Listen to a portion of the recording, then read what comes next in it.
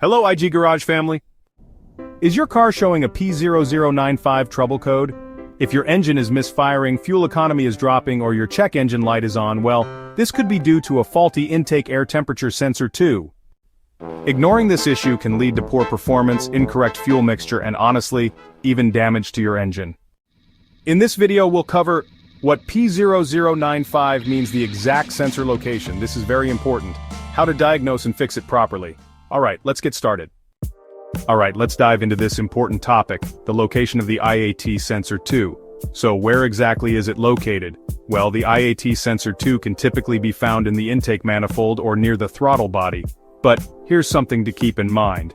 In some cars it might be built into the mass airflow sensor or MAF sensor instead.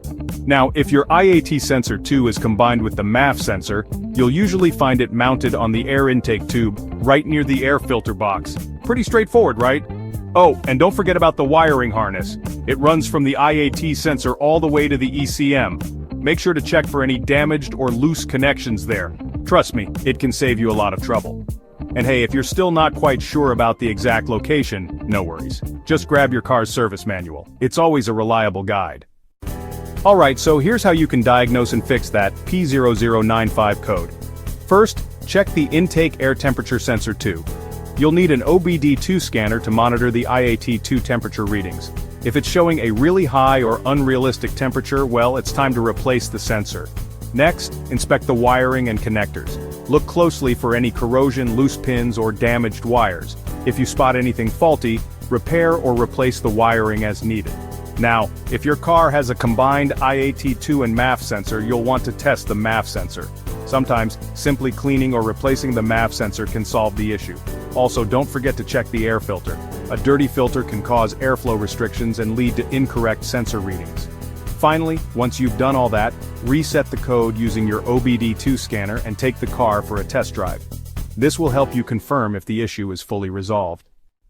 And that's pretty much everything you need to know about P0095 intake air temperature sensor 2 circuit high.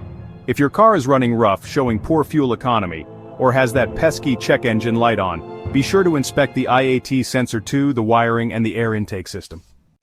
For more car fix guides, check out these videos next. P0533, AC refrigerant pressure sensor circuit high, and P0532, AC refrigerant pressure sensor circuit low.